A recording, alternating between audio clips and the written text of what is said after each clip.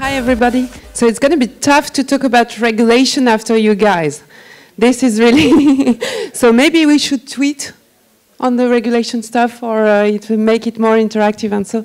So I'd just like to put, first to welcome Kostas Rosoglu from Yelp, who's the new public policy EU representatives from Yelp in Brussels. So he's been active for months now, and Kostas is going to lead you through the path of the current competition issue that we're facing at EU level on the search industry. So he's going to comment and give you some fresh ideas about what's happening in the European Union. I just wanted to give you a quick overview of what critical EU issues we are following on at SINDA now. So, okay. Yeah, short outline. I'm not going to enter into all the details because this might be also the purpose of some forthcoming SINDA webinars on particular issues that we could focus on. But first, to outline, as you may know, or should know, I would say, there has been a major shift in the European institution in the past year. So with the new European Parliament elections last year and the new European Commission in place since November. So this is a good momentum for associations and organizations like us to try and influence the new people that have arrived and to voice the message that we like to voice to the decision makers, because there are many new MEPs and there are also there have been a shift in the European Commission, so new people are in place and they are ready to listen to what we want to know. Second thing is that the Commission is led by Jean-Claude Juncker, who was the former Prime Minister of Luxembourg. He's given them a very much more political tone than the previous Commission. So he's trying to focus on key priority actions, including digital single market. We're expecting a digital single market plan to be released in May, later on, led by Andrus Ansip, the Vice President of the Commission leading the digital single market portfolio. So, I mean, we're in there. Data providers and local search providers and everything that you're doing on your daily business is relating to the development of the digital single market in Europe. So they are ready to listen to the concerns. Of course, maybe they won't have the particular line we want them to have, but it's the good momentum to come and pitch the business you're active on, and try to have them first understand what's the issue, and second, how they can enable a better takeoff of the EU digital single market in the coming years. So I'm just going very quickly on that. You can have that available on the website afterwards if you want, just to show you a bit of the new faces that are there. One important people to spot is Günther Oettinger, the German Commissioner on the Digital Economy. So he's had some quite strong talks in the German media and the European media on especially on the competition issue and on the support he wants to give to the general media landscape. So interesting people to watch out. Yeah, Commissioner Jourova on the Justice has inherited the data protection dossier, so quite a difficult task to handle. And Margaret Verstager, who Kostas is going to comment on, is the new Danish competition commissioner. So bringing a fresh eye also to the Google case competition dossier. The new European Parliament, just a snapshot. As you can see, there basically the ones in the right, so the big blue and the big red are the right wing and the left wing big parties, socialist and right wing. You can see what's important now is the left part, because as you can see there are many smaller parties, as we used to call them, who are now making the difference into the voting process. So interesting also to target those people who used to be not so important and who are really important now.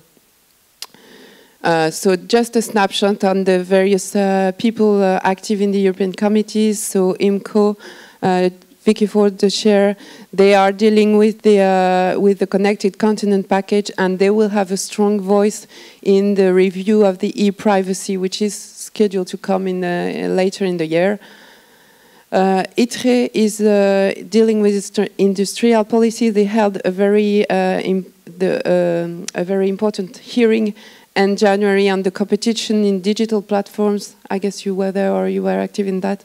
So where they really encourage people active in the digital environment to come and also be active in the competition concerns.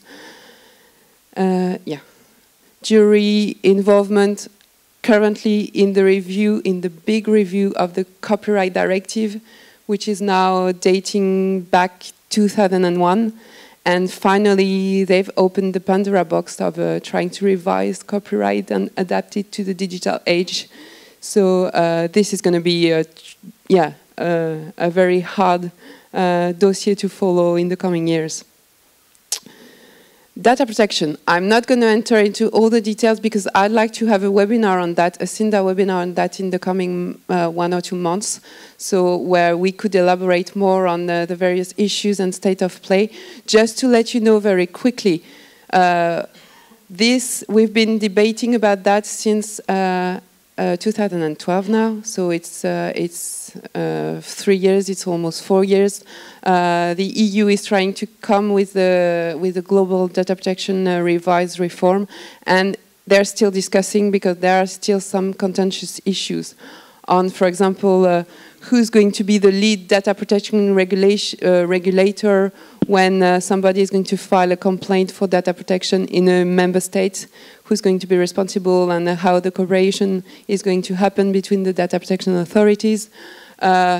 What about consent? What about explicit consent or unambiguous consent? How do you make sure that you respect the data protection rules? Who's going to be in power? The user? How are you data providers going to be obliged to inform your users about data protection breaches or not? What kind of sanctions are going to be put in place if some players do not respect the basic rules that the basic data protection rules that the EU wants to put in place? Territoriality, is this going to happen? The idea is that it should protect all EU citizens no matter where the business is located. Question mark, how do you implement that with the current technologies and make sure that American companies or outsiders follow the rules also? A whole bunch of contentious issues are still now debating in very big and boring discussion papers. I wouldn't drive you through because it's really too long and big. So if you're interested, I'd like to have a data protection webinar on that to just give you the right spotted aspect. The thing to just have in mind is that the European Parliament got his voice on that, the very strong voice we know from Mr. Albrecht.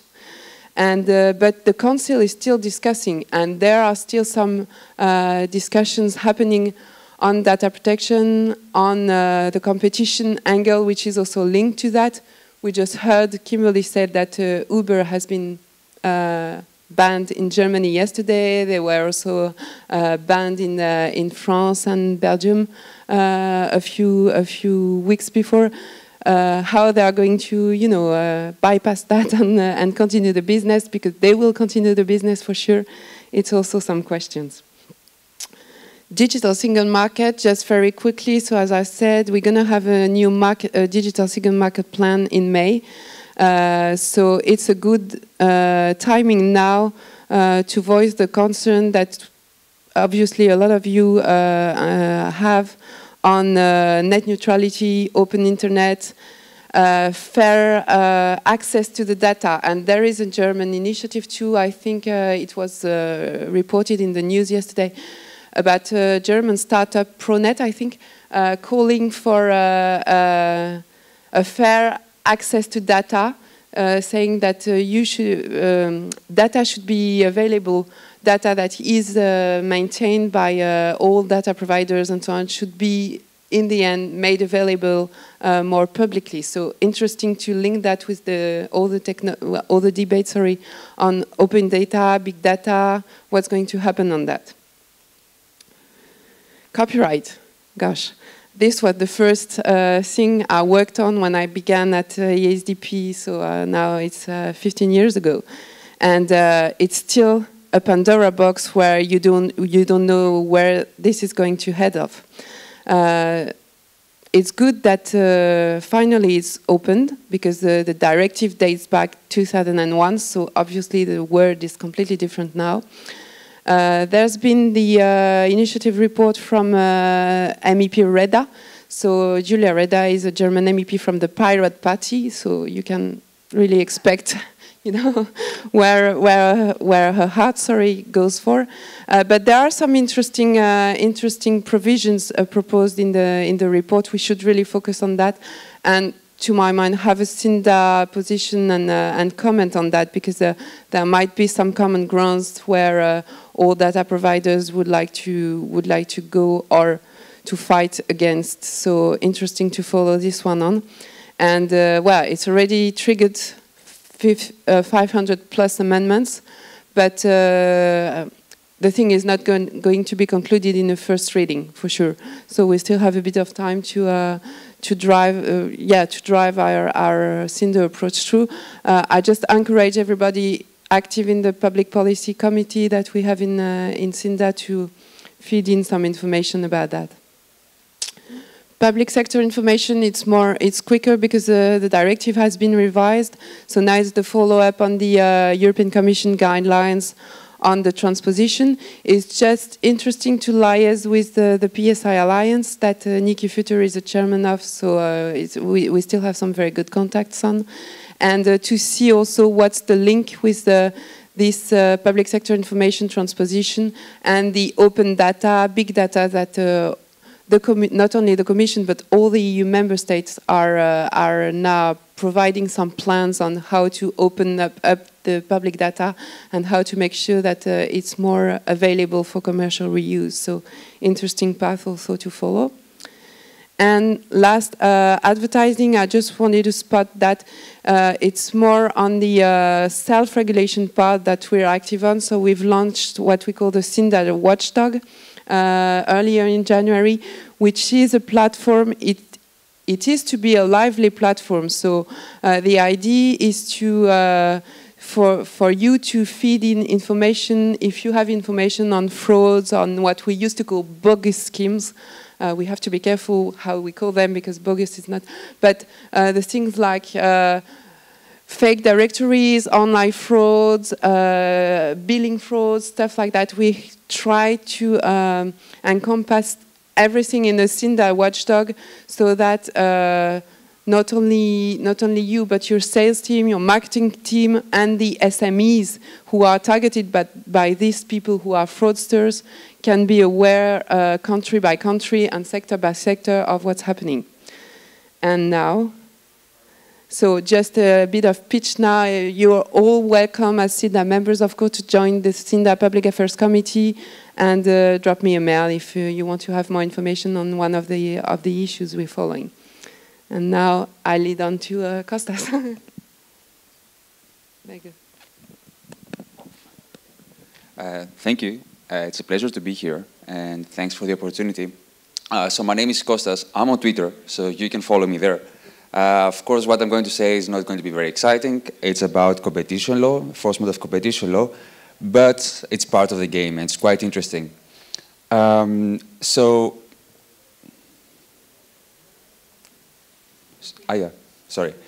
So I don't know if you're aware, but it was 5 years ago that there was a formal complaint with the European Commission, and the European Commission has enforcement powers in competition law. There was a complaint by a big player, by Microsoft, and then the European Commission thought about it, and they decided to launch an investigation against Google. And the case is that Google was suspected of abusing its dominance in the online search market. I think in Europe, in most of the markets, Google has a dominance of more than 90%, but this is not per se bad. The problem is like if this dominance is built through anti-competitive means, and that was the object of the investigation. Google was actually accused of both promoting its own vertical services, which are complementary services like Google products or Google Maps or Google Plus when it comes to local search. But at the same time, Google was accused of demoting the competing services of other players in the market.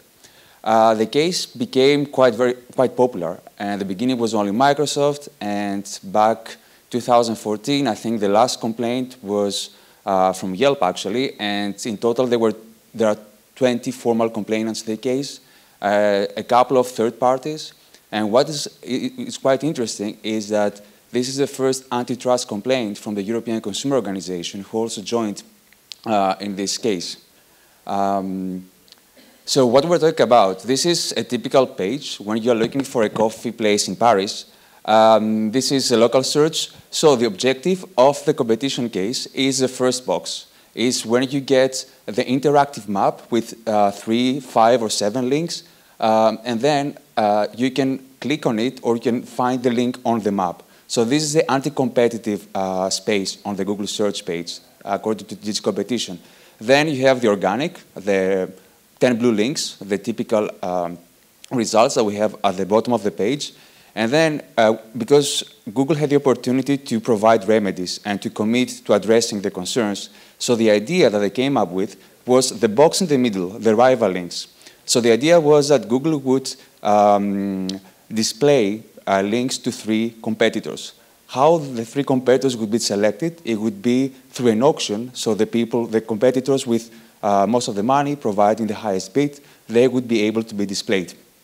So that was the idea. As you can imagine, that was not satisfactory.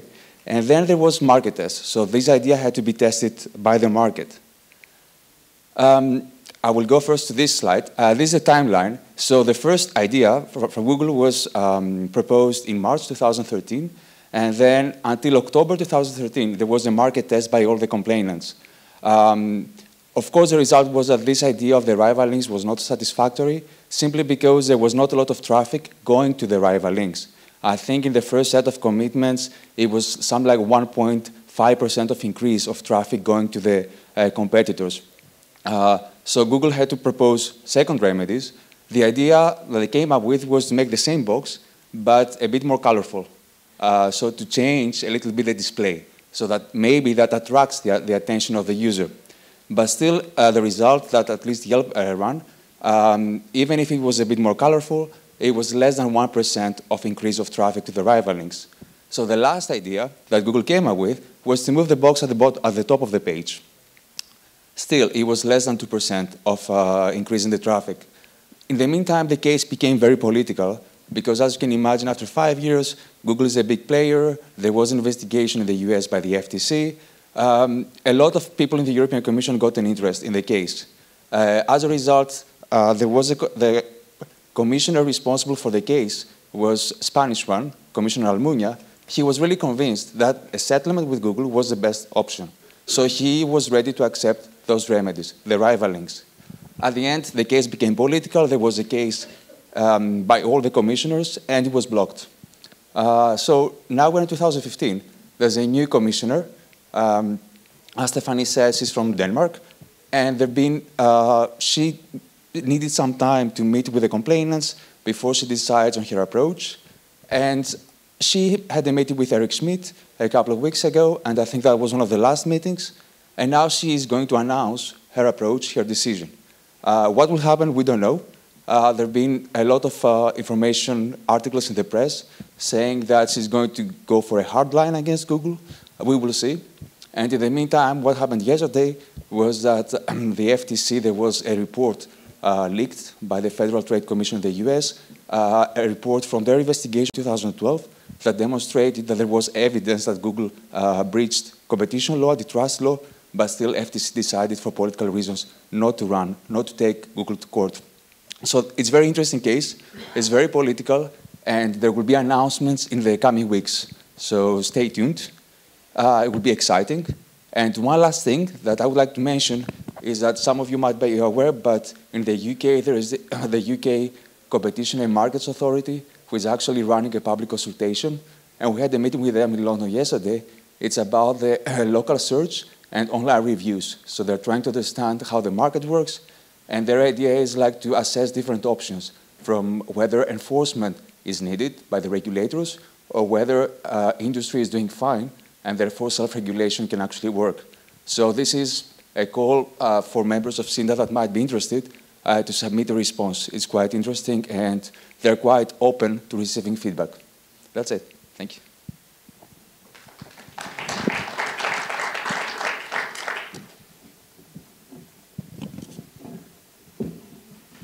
So thank you. I think if you have questions, I think it's probably better if you try to take those individually, because there's a lot of information up there. So, and we're getting towards the end of the day, and thank everybody who has made it to the end of the program. Give yourself an applause, okay? And really, what I'd like to do is, Neil's gone. He kind of snuck out, but I'd really like to thank Neil Polachek. He's done a fantastic job, I think, and please tweet that. And thank all of our sponsors and all of our speakers. I think it's been a great program, and we'd love to see everybody in Prague. It's going to be, I'm really happy it's going to be in Prague because I live in Prague. And we really look forward to welcome you in October, the 14th to 16th. And as Neil said, if you sign up today for Prague, then we're going to be raffling off 5 free nights hotel room in Prague. So try to sign up as soon as possible. And again, thank you very much for Oscar Neg coming all this way to participate. I think it's really important that we support each other's organizations, and Rhett also from the German Association, we've had some discussions on what we can do better together and how we can support each other. So thank you for those discussions, and I wish everybody a great weekend. The people are golfing tomorrow. The bus will leave at 11. And we'll pick you, it'll bring you to the K Club and then back. And that's it. Have a great weekend. Thank you.